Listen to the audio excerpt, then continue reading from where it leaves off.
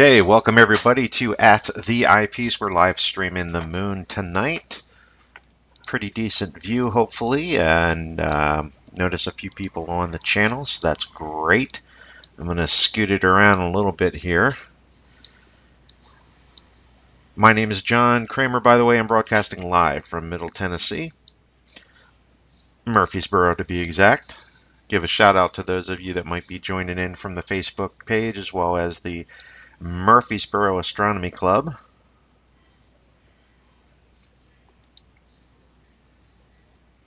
Yes, really cool things there. I will go ahead and try to identify some of these here as we take a quick tour around the entire lunar surface here for a moment.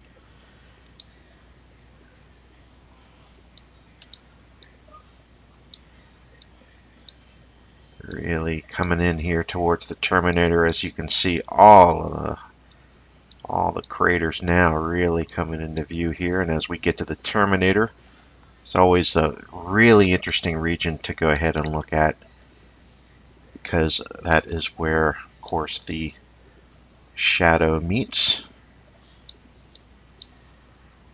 Really makes for a fascinating lunar landscape.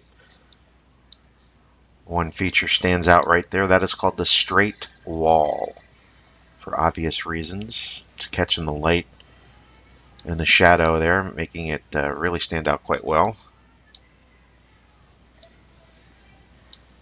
Let's scoot that in a little bit further here. There we are.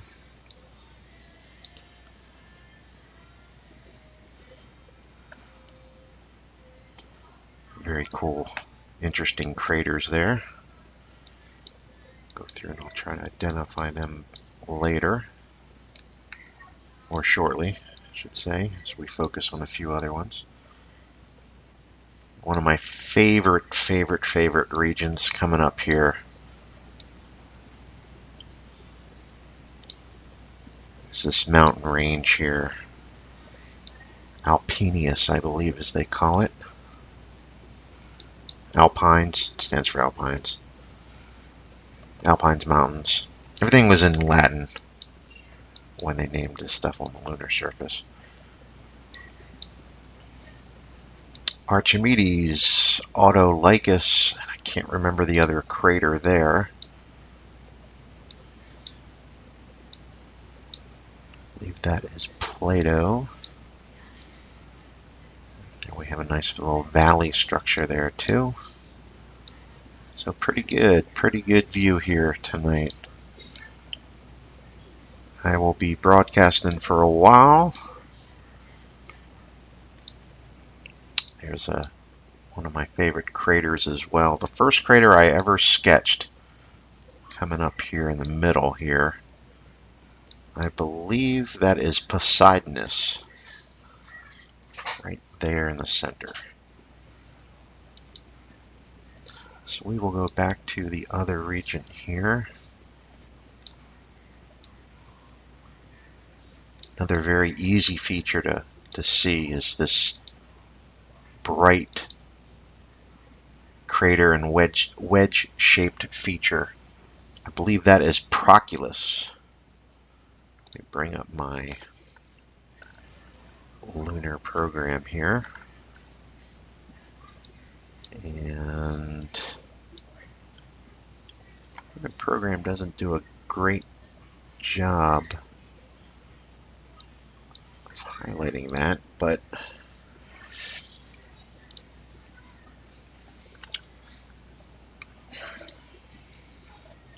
I will switch to our program, which by the way is a really cool program, Lunar Atlas it's called.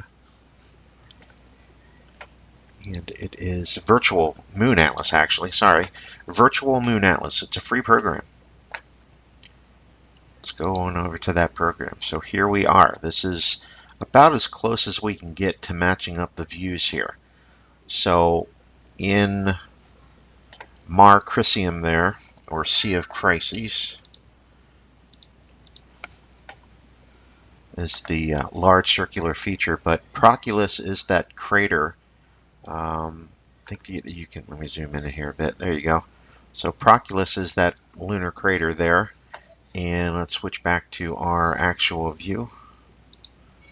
And there it is. And we're picking up a lot of the wedge-shaped ejecta blanket there from that. Really, really cool to go ahead and see that feature.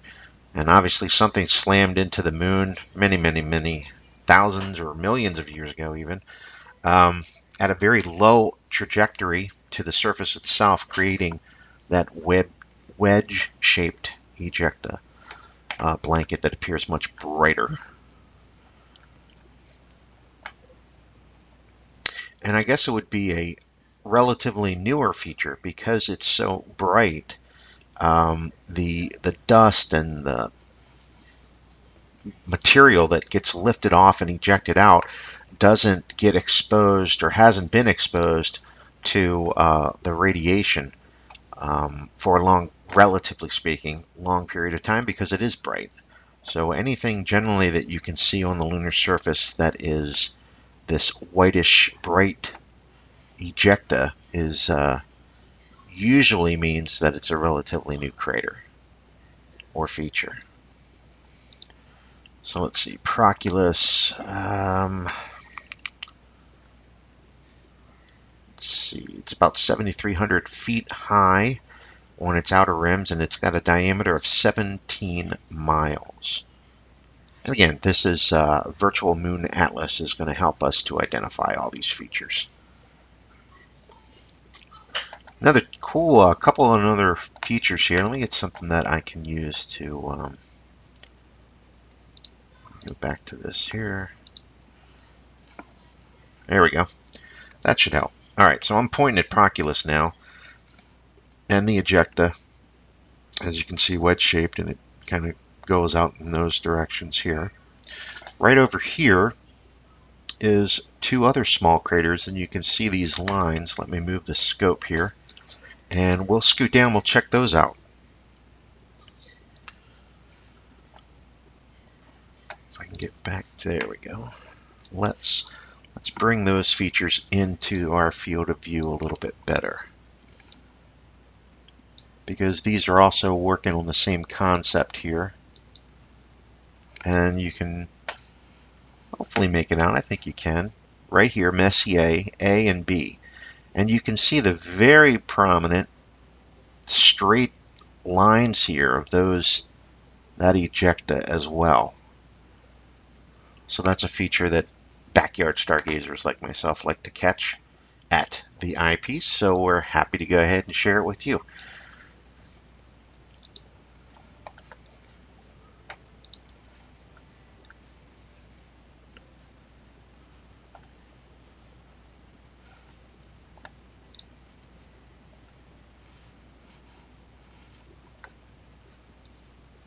Let's go back to our lunar atlas, and I will show you those features here a little bit. Whoops, a little bit. There we go.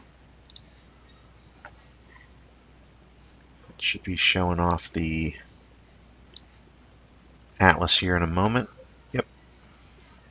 A little bit of a delay from what I'm seeing to what I'm seeing gets caught up on the live stream. So hopefully my voice is synced with the video. And hopefully it's not moving too fast so that things are out of sync. But let's move this one over here, and as you can see, Messier A and B are now highlighted here as these two very small craters, but they're prominent because of the ejecta there.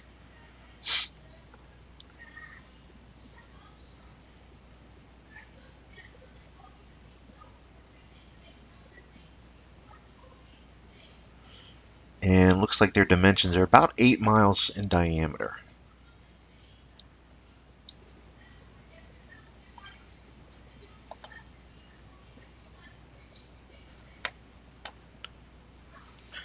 All right, so that is our Lunar Atlas, Virtual Moon Atlas, rather. I have another program called Lunar Atlas, that's why I'm confusing both of them. But Virtual Moon Atlas is a free program to download, so that's what we use kind of to help us identify all these things.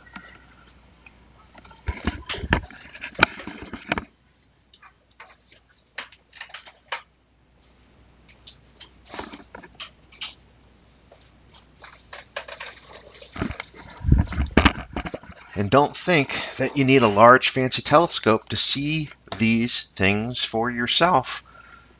You could probably see the Proculus here with a good pair of binoculars if you hold it steady, at least the rays itself. Now Messier A and B, yeah, you'll probably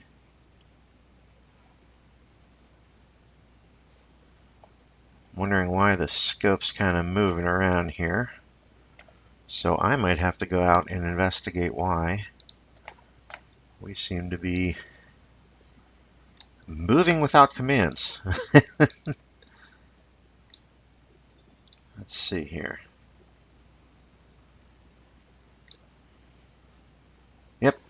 Let me go out and see if we need to flip the scope around for what's called the meridian flip. So I'll be right back.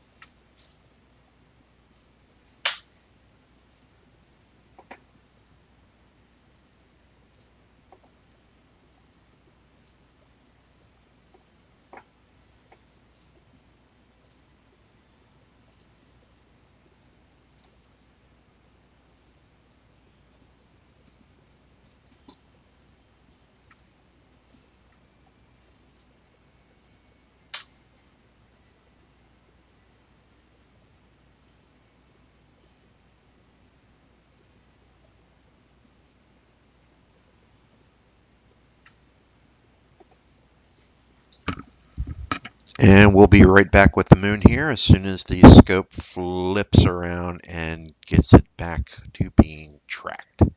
One moment.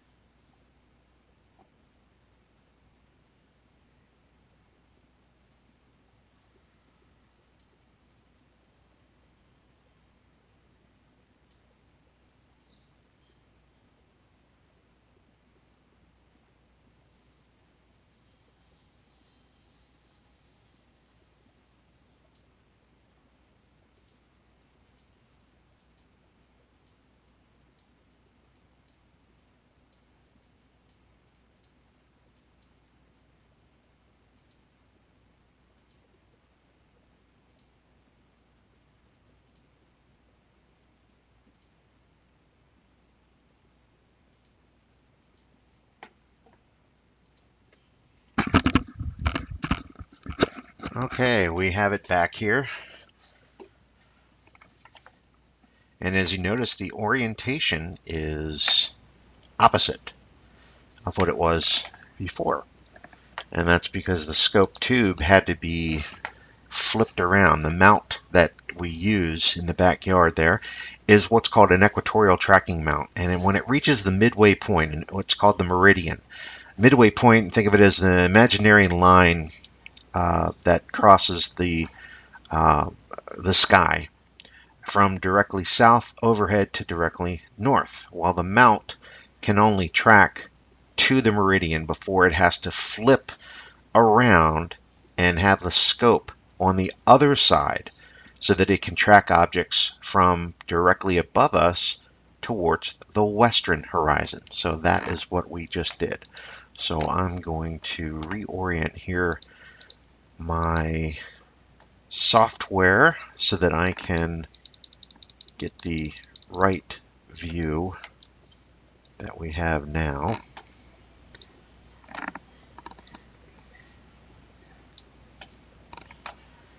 And this is one of my favorite areas, if not my famous area, or my favorite area right here, just because of these mountain ranges that are in the view. Turn that off auto here.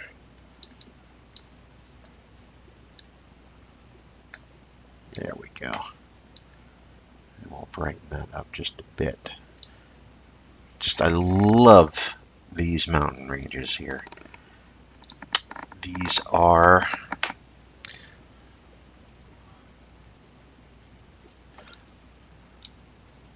basically the Alpine Mountains. In Latin, Montes Alpinius. And I'll show you basically what we're seeing. Eratosthenes is this main crater that you're seeing right here. And the mountain range that I'm talking about is right here. It's just really interesting to watch and to view and to just follow along with the eyepiece along all this mountain ranges just to see all the different peaks and the shadows and the other features also in the smooth floor here, not only the little craters, but just all these little ridges here that pick up the shadow and really highlight themselves much better here with the way the shadow is. Look at this peak that we capture right here. Look at this peak and look at that long shadow that it's able to project. That helps us to know that that peak there, well, that's got to be pretty high off of the surface, right, for it to go ahead and be able to project such a tall shadow like it does. Eratosthenes is this crater right here. This is one that's also fascinating. It's got a central, well, it's got a couple of different central peaks here that we can pick up in the view right now.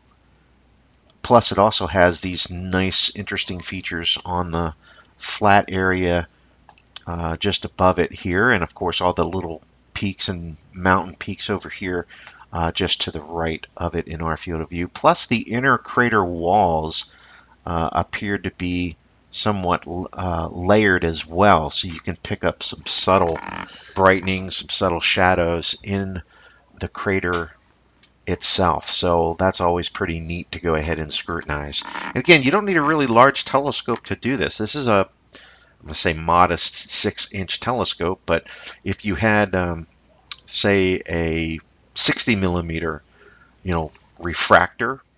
Many times people buy those. That was my first telescope too.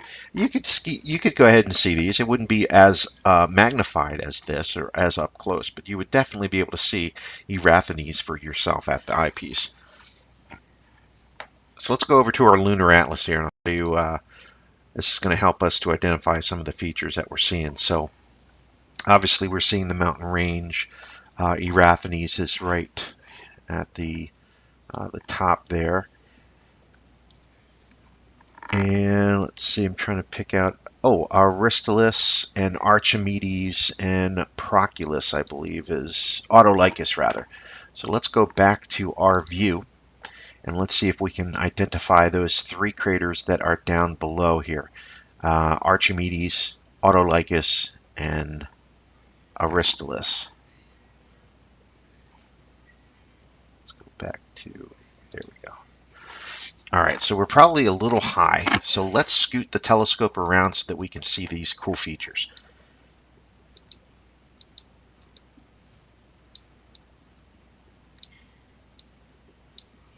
Man, I got to point it out here. It's too cool to not point out, but look at all these little features, subtle features, almost look like craters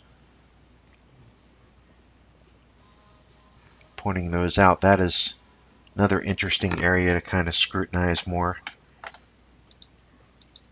You know, a lot of people don't view the moon as often. Some people make the mistake to think it's pretty boring, but I think it's absolutely fascinating. And the great thing about it is, again, you don't need a large instrument to go ahead and see a lot of these features. So there we are. So we have Archimedes is this nice crater. Nice, look at how smooth the inner floor is. That is because more than likely the impactor that caused the crater went ahead and punched through to some of the lava, and the lava has filled in the crater itself. Another possibility as well is most of this area is probably a large lava basin.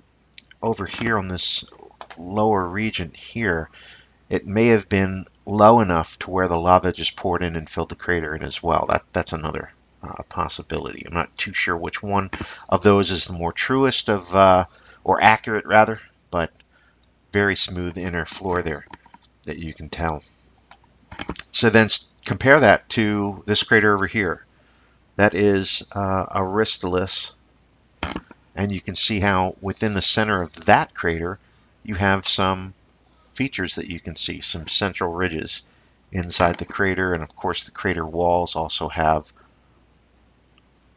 some interesting features there. See if I can zoom in here. There should be a way to. Yeah, there we go. So I'll zoom in a bit because these are the two main craters that we're talking about here. So the larger one right here, Archimedes. So let's get some facts about Archimedes.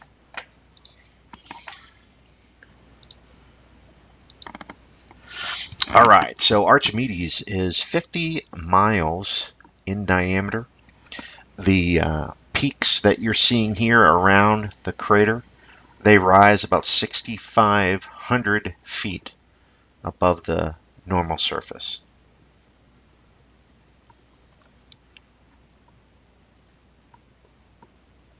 Minimum instrument that you're able to see this, by the way, would be about a 50 millimeter refractor. So remember what I was talking about earlier, small telescopes.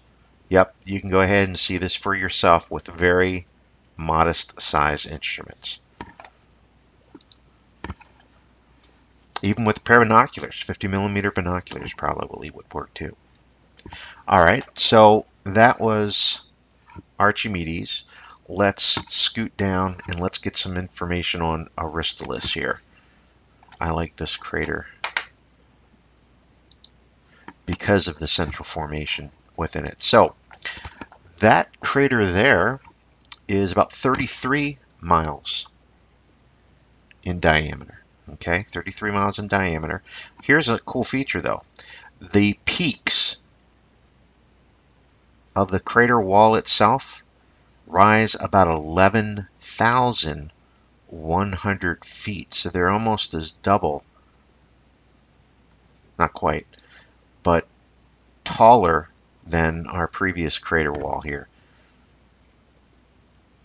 You can see how we got the shadowing here on the crater. You can see the small little features in the center, central mountains basically.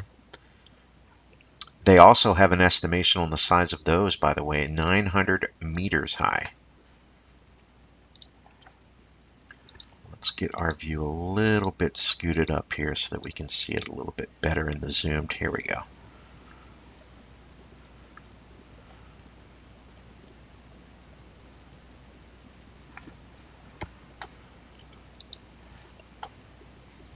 Isn't that cool? I mean, that is so cool to see one crater with a very smooth floor. Another crater, well, without that same type of feature, with definite central peaks in the center of it. And then, of course, we have Autolycus here over to the left. So let's get some facts about Autolycus here. That is 24 miles in diameter.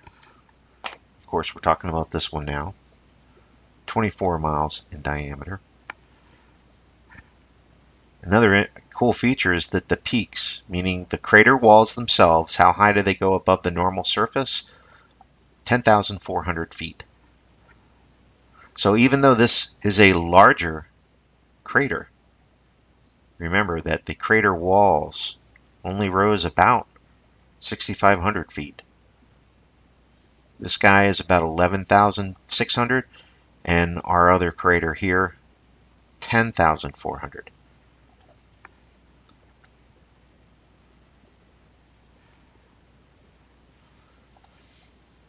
One thing I just caught too is you notice, let's go back to Aristoteles here, which is this crater that we're looking at here. You notice how along the crater rim you have other subtle features within the rim itself. They call those terraces. When you have one layer that kind of goes down to another layer that might extend out and then goes further down, then have another flatter layer that might extend out a bit. They call those terraces as describing lunar features. So that's always a very cool thing to go ahead and look at, because you always have different shadows and different light that plays on the different layers or heights rather of the terraces themselves. So it just creates a very interesting thing to scrutinize at the eyepiece for yourself. Even a little bit here, as you can see in Archimedes. See this white brightening right here. Very, very cool. Oh, and of course we have one other crater here in the view. Probably going to pulverize the pronunciation of this one. Timocharis, right here. Now look at how big the shadow is on this crater. So let's figure out why that might be, if we can. So the interesting thing here is the crater walls are only 9,400 feet.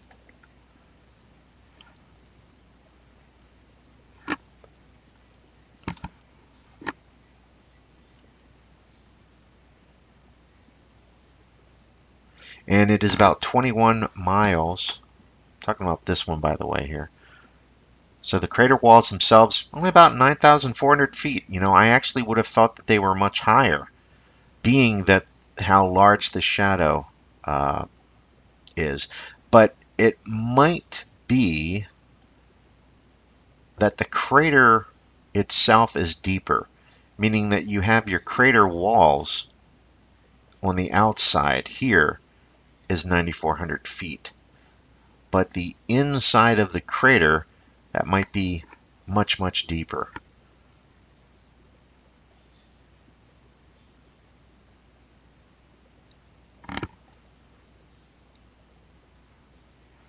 So that was Timocharis.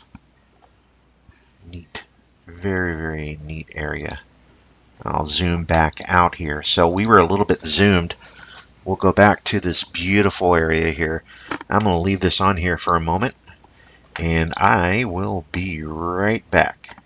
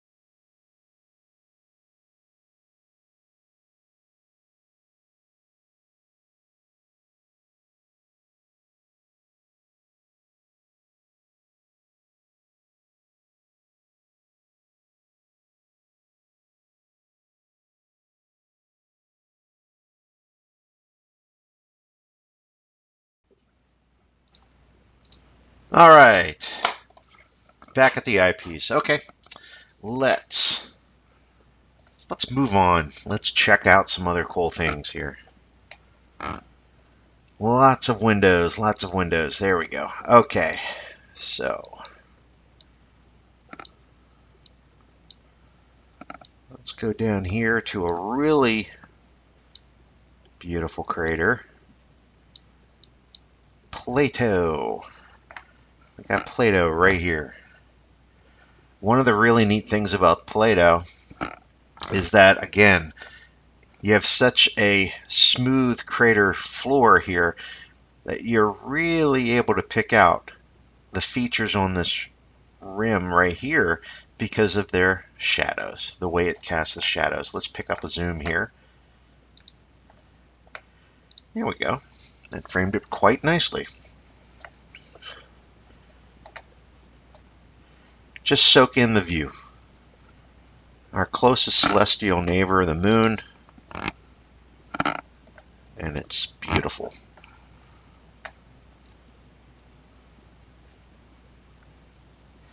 Here's another feature here that I'll point out. This is actually Vallis Alps, they call it, or Valley of the Alps, I believe, or Alp Valley, whatever way you want to spin that. I guess Alp Valley. Let's get some facts on Plato here while we're got that in the view.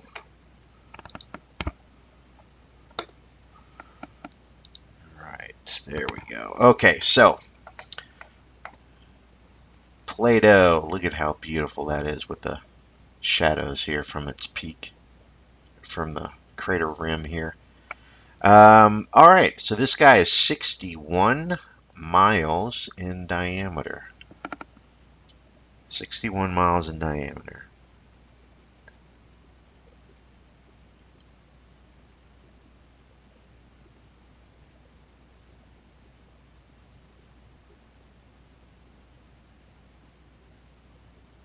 Oh, wow, okay, 2,000 meter high walls.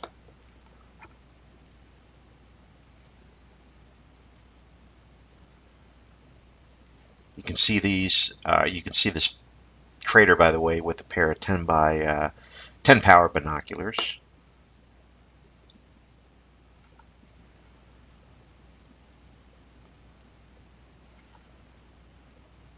Neat little feature we're catching right over here.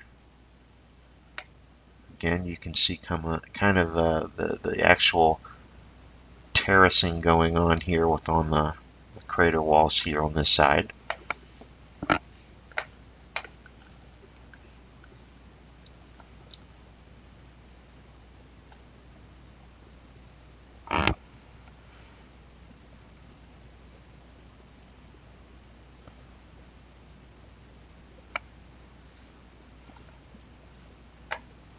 These other mountains here are also really neat to look at. Look at how that shadow goes out. So this is Mount Recti.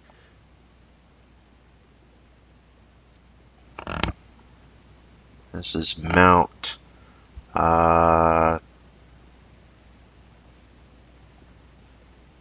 Terenaffe, if I'm pronouncing that one right, and Pico, Little Mount Pico here. Oops, sorry about that.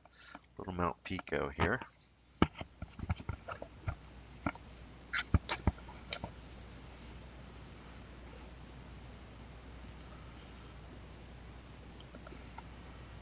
Mount Pico, by the way, with two craters that are Pico 1 and Pico 2.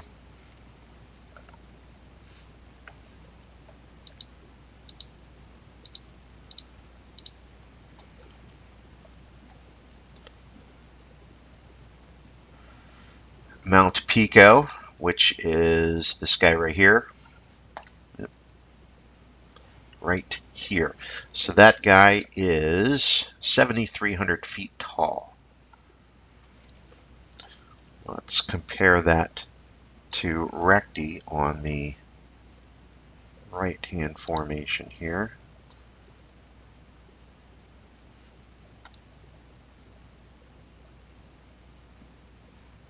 Trying to get the height on that one, but it doesn't look like we actually have the height on Recti. So that's interesting that Virtual Moon Atlas doesn't have the height on that one. Now we still got Pico though.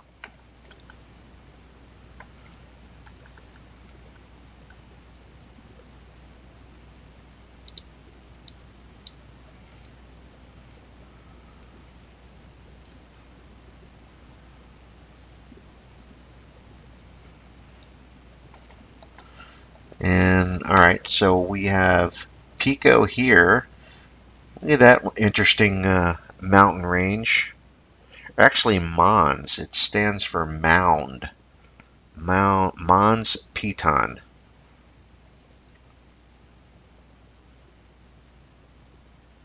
Mountain. And that one is 6,800 feet as well. So Mons Pico, 7,300 feet. And Piton, so here's Pico. And here is Piton. Oh, we got another crater in our field of view here. That is Cassini right here. We got Cassini, got another large, two decently sized craters within that one as well.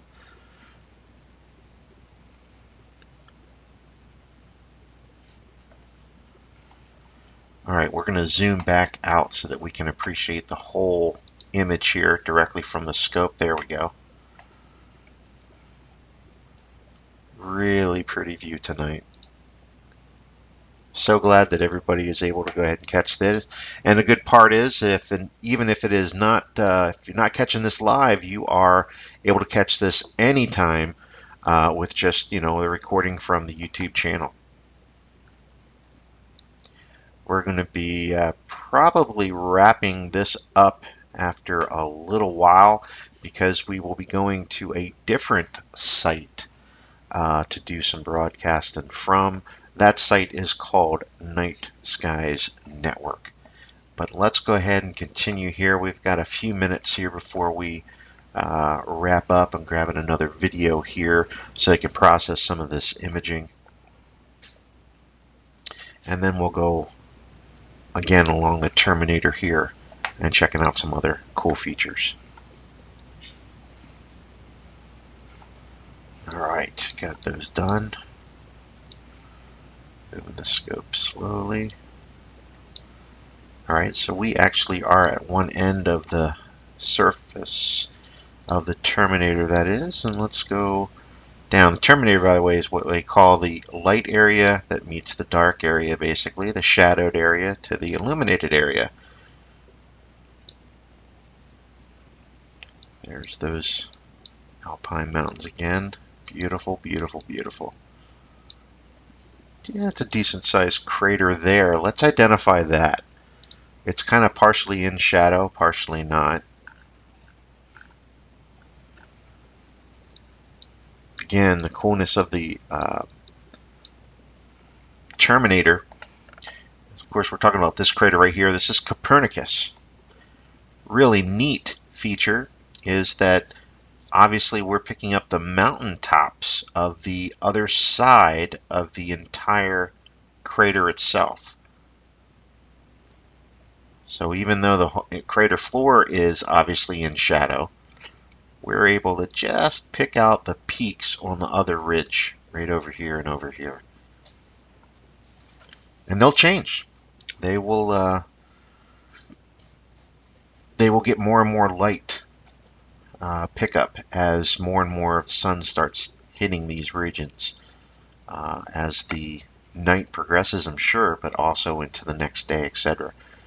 When probably Copernicus will be completely, well, not completely illuminated. You'll still have a bit of the Terminator just further over here to the right of our imaging. All right, let's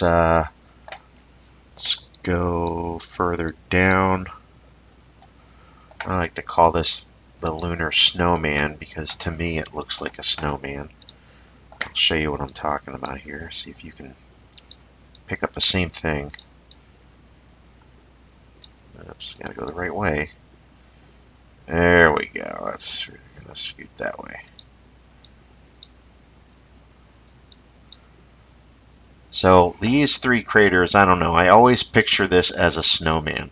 You got the head, you got the body, you got the lower body. The bigger snowball, medium snowball, taller snowball. That's just my imagination, I guess. But I always go ahead and pick those out.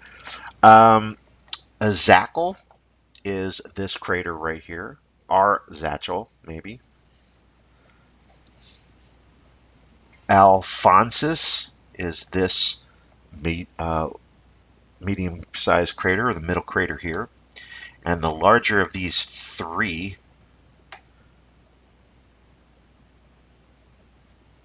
Ptolemaeus. And again, I apologize. I'm probably killing the pronunciation of these craters, but you can look those up. Let's go back to our Lunar Image Virtual Moon Atlas program so that you can go ahead and see exactly what I'm talking about here. Great little program. There we are. So that matches up fairly close to our view. And as you can see on the just to the left here are those three craters that I was trying to pronounce. All right, very, very cool. Look at that, beautiful, beautiful view. And one of the more famous views, lunar objects that you can go ahead and capture visually as well as photographically is the famous straight wall, Rupes recta, which is pretty easy for us picking up here. Just coming into the field of view now. Just a little bit here. Just about centered in our field of view, the straight wall.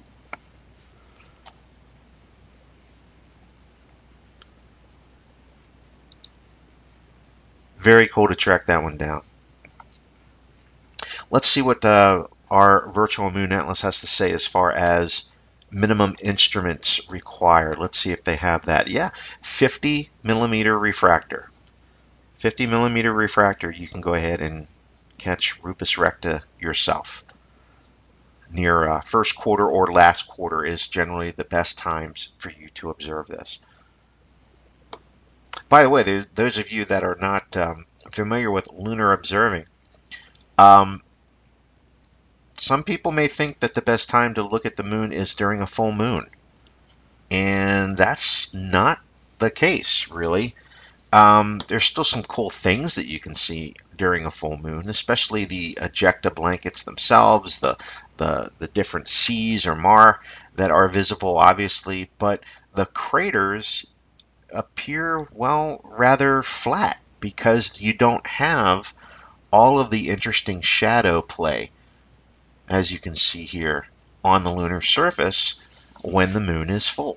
So first quarter is always, or last quarter, is always a very, very good time to look at the moon itself, especially along the terminator, right along here, just because of all the different shadows. I mean, right now you can see we're able to pick up some peaks that are well within the shadowed area, but just because of their height, we're able to pick those up. All right, so Rupes recta. Oh, here comes another cool thing. See, there's so many darn cool things to look at on the moon. Tycho. Look at crater Tycho here. Let me center Tycho up. Tycho is really neat right now because you can really see the shadow and the central peak. It should be almost centered up right now for us. There we go. So just about centered up on our screen right now is Tycho. So of course I'm talking about this guy right here.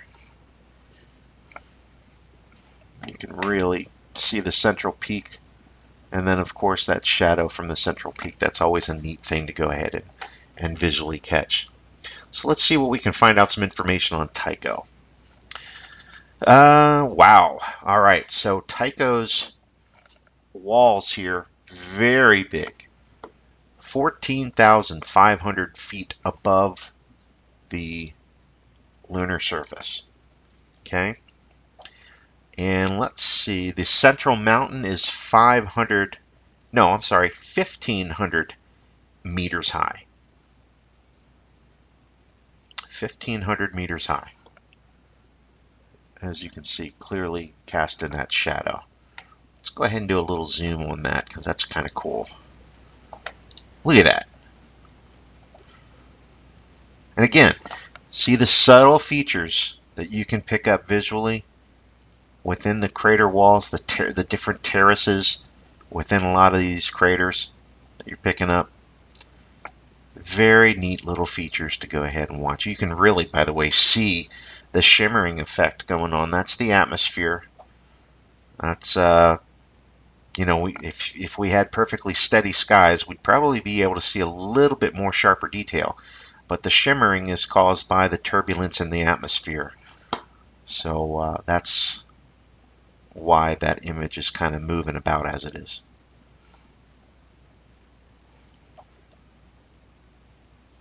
But look at that. That's Tycho. Very neat view of Tycho right now. In fact, I'm going to grab a video of this so I can process these a little bit later.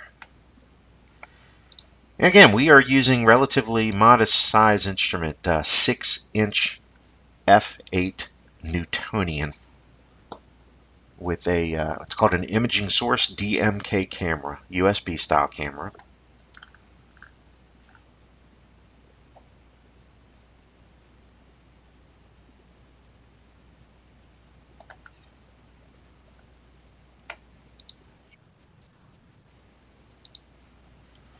All right, got about 300 frames of an 800 frame grab. So what I'm doing here in the background, you're not able to see, it's just grabbing a video of the stream here that we're doing. So what I'll do here is I will go ahead and stack and process the video frames, picking the best, stacking those, and then making some changes to tweaking the image here. Come out with a pretty nice little shot. And what we'll do is we'll end it on this other huge looking crater here coming up right here. Let me unzoom it here so we'll get the whole view. Oh, that is so cool. That is so beautiful. So beautiful. All right, so we're going to go up a little bit so we can center this big old crater here.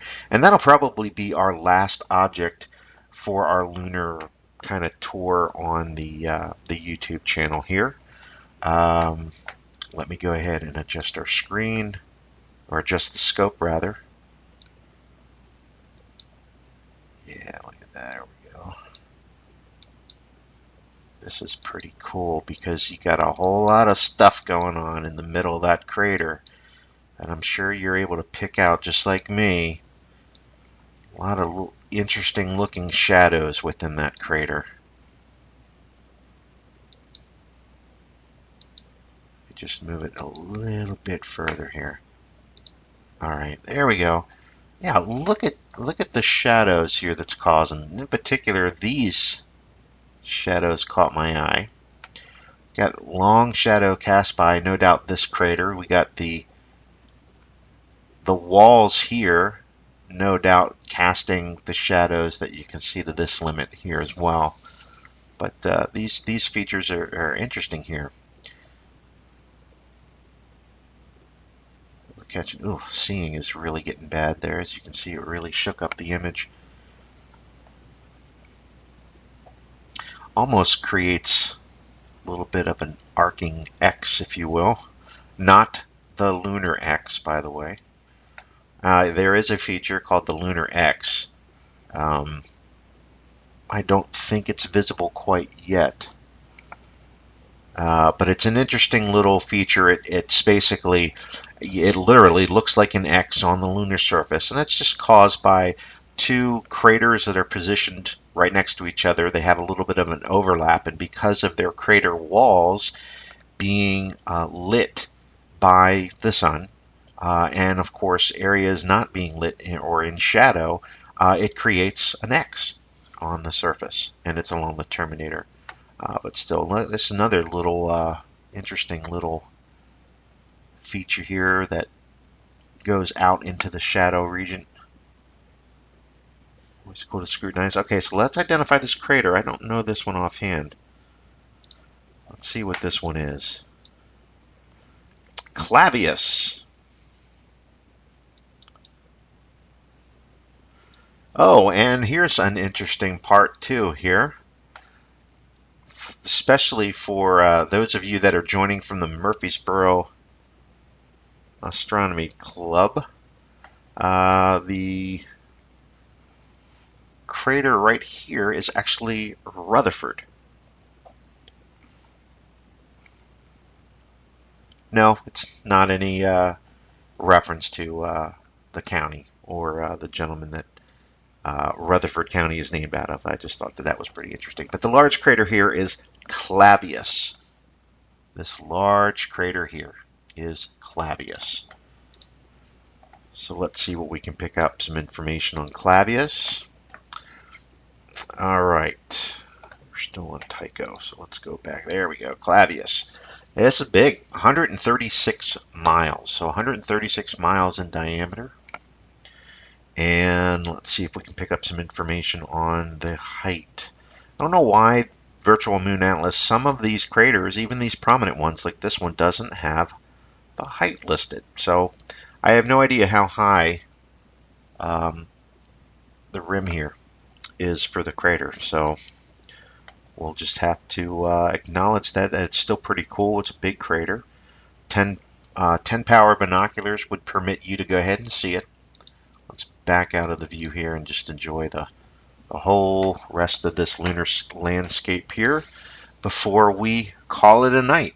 We've been online now for, oh wow, an hour and 16 minutes. Time flies. But we'll end on this big crater here, and hopefully everybody that's been popping in and out of the channel has enjoyed the views. And be sure to go ahead and subscribe. Head on over to @theeyepiece.org or @theeyepiece.blogspot.com.